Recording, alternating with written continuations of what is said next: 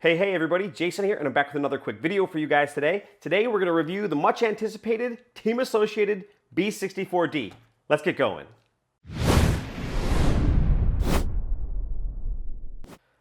Welcome back to another video, you guys. I'm stoked that you guys are here with me. Today we're going to review my Team Associated B64D, but before we do, I want you to come on over, look over my shoulder, and I'll show you how my personal race car was outfitted for the 2017 OCRC Stock Nats.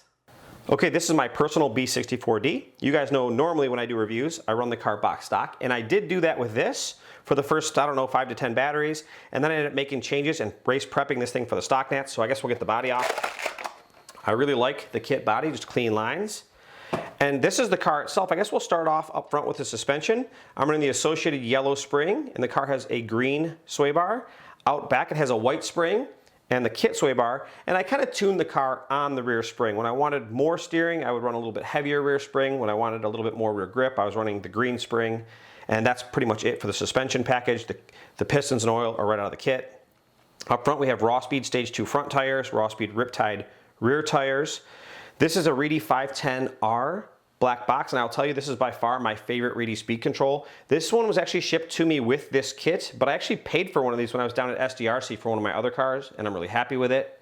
This is a SureSpeed version 3 motor. This is a BK Servo, which is actually pretty dialed. You've probably never heard of BK. They're actually really big in the helicopter market. They sent me this servo a super long time ago for an 8-scale review, and I decided to put it in this car because I like the specs. But it's also really pretty. It's got this super nice aluminum blue anodized CNC case, and you can check out more information about the BK stuff over at A-Main. Sanwa antennaless receiver, and then of course the Reedy Zapper battery. And I was super surprised to see that this thing was like 1.1, 1.2 ohms per cell, or milliohms per cell, really low resistance. And then last but not least, I ended up putting in the MIP puck system, and what a huge difference that made. By the time you add plastic gears in the diffs and the puck system, it just, oh man, it just changes how the car's like a bullet for the first 10 to 15 feet exiting some of these tight corners. It's super impressive. Obviously, you wouldn't want to run this with a 5.5 or anything like that, but for stock racing or for 13.5 racing, what a huge difference that made. Okay, now that we took a few minutes and I showed you how I have my personal race car set up, let's talk a little bit about the build. In general, the build actually went pretty good. I only had to modify one part. The screws that go into the diff cases are very, very tight. Now, normally this would have been a little bit disappointing for me, but right in the manual, it tells you specifically to add black grease to the screws, and I would definitely do this. If you're thinking about building this car with titanium screws, build it first with the steel screws and the black grease, and then move to the titanium, because the screws are just really tight, and I would hate to see you guys ruin a brand new titanium screw set trying to build this thing from scratch.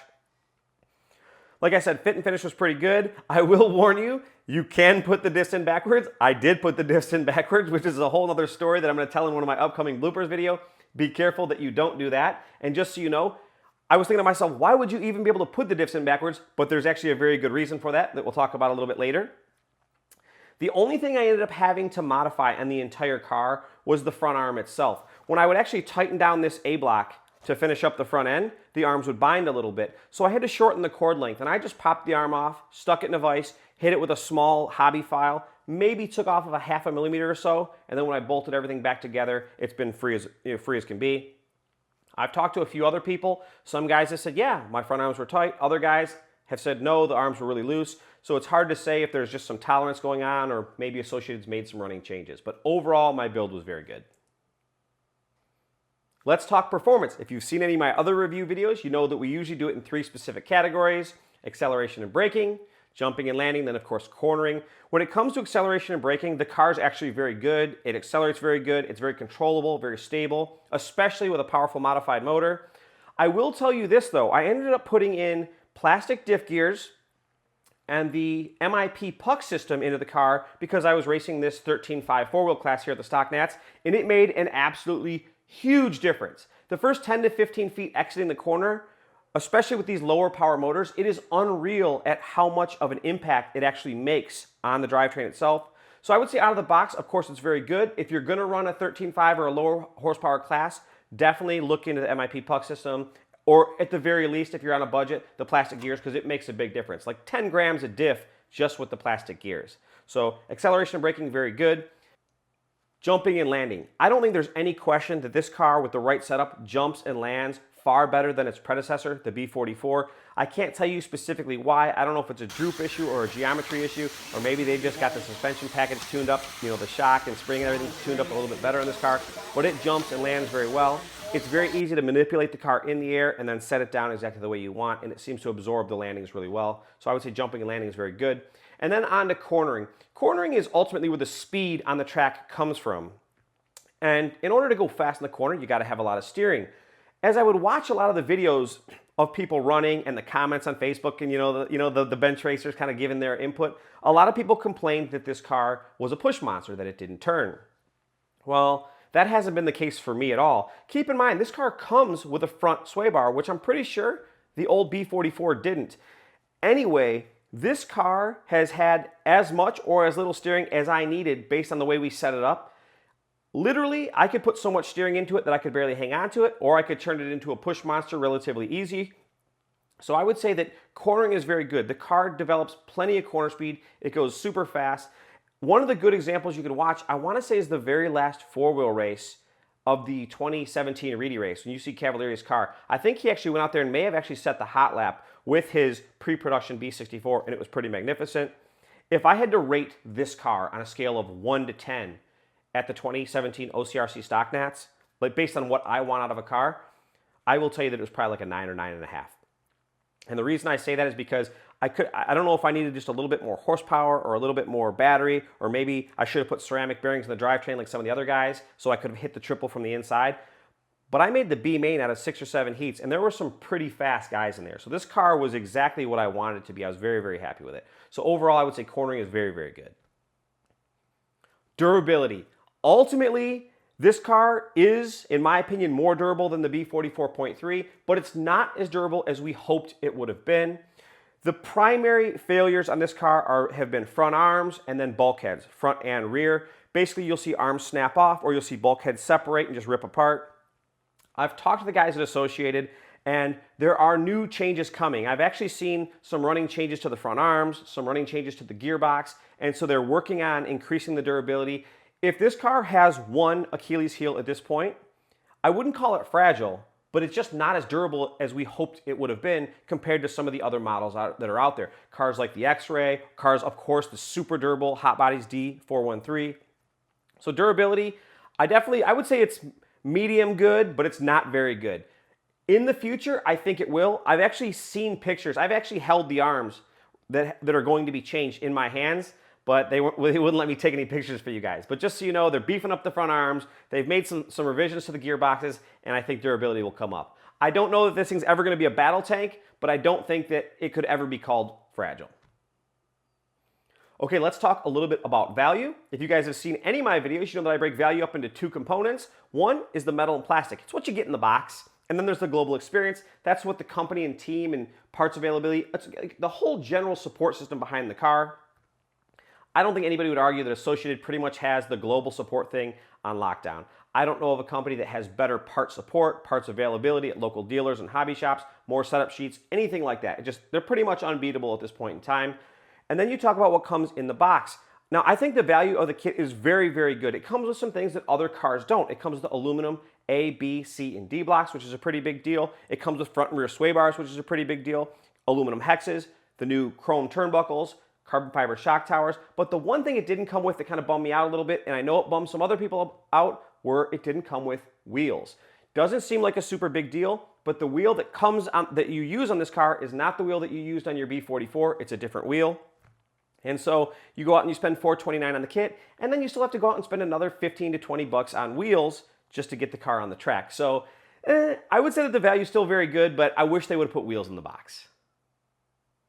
Aftermarket. When you go racing RC cars, some of the parts you buy are for go, some are for show, but we want to see cars that have a big aftermarket following. It just makes it more fun. Whether it's aluminum wing mounts or wings, bodies, wheels, tires, turnbuckles, aluminum pieces, steering pieces, the aftermarket for this car is already huge. Not just from the parts that Associated offers, but from all these other companies like Shell, Lunsford, Avid, J Concepts, Proline, Rawspeed, Tons and tons of companies make parts for this car. Now, you don't really need a ton of parts for this car, but I will tell you this, if you're gonna run four-wheel drive 13.5 buggy, at the very least, consider investing in the plastic gears that go in the diffs. It'll save you between 9 and 10 grams per diff, and that's a pretty big deal.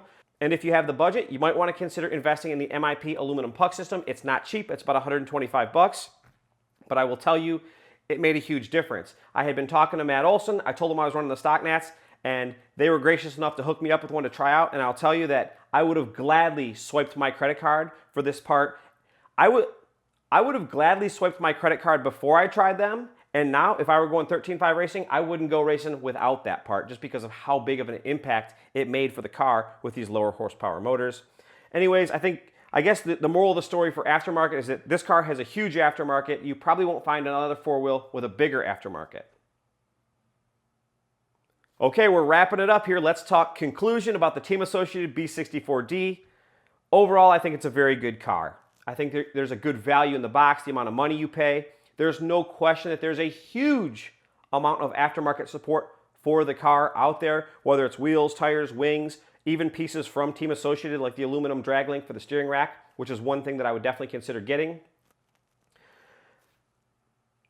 In pretty much every way, this car is pretty much everything I expected it to be. The only place this car really came up a little bit short is in the durability department, and I was a little disappointed. I haven't broken mine, but I've seen other guys snap arms off and break bulkheads, but I will tell you this. I was impressed to find out when I reached out to Aaron, one of the engineers working on this car, that they already had running changes to the arms, that they'd made small modifications to the gearboxes. They're even working on some running changes for some of the driveline equipment to quiet the car down right out of the box. Sometimes this car is it sounds a little bit like a meat grinder for your first 10 batteries, and then it starts to smooth out, and they're working on that too. So overall, it's a very good car. I think it's worth the money, especially if you're an Associated fan. And that's just about it, you guys. I hope you guys enjoyed watching this video just as much as I enjoyed making it, and we will see you in the next one. Bye-bye.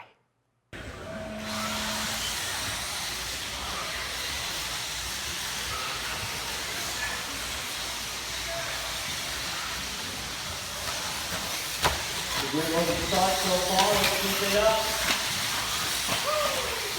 Top 5 go triple.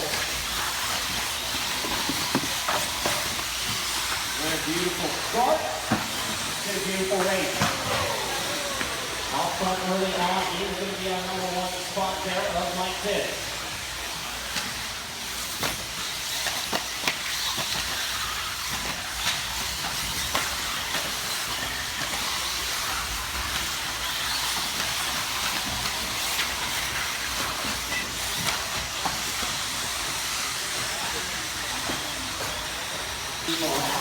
All about that start, right. All in a big power up into the 30 jump. Once the car's upside down, keep it clean down here, keep it clean, keep it clean. There we go, there we go. Still like this out front, driving all yellow. The ball, running off blue, right slope, center. You're pretty boys. Down the straightaway to the third spot, unfortunately the third and fourth spot will be done in this one, but maybe they can push each other. Up to the #2. The guy catch the one on the blue card. Either one of them wants to change to AA. Like this, looking to work out there.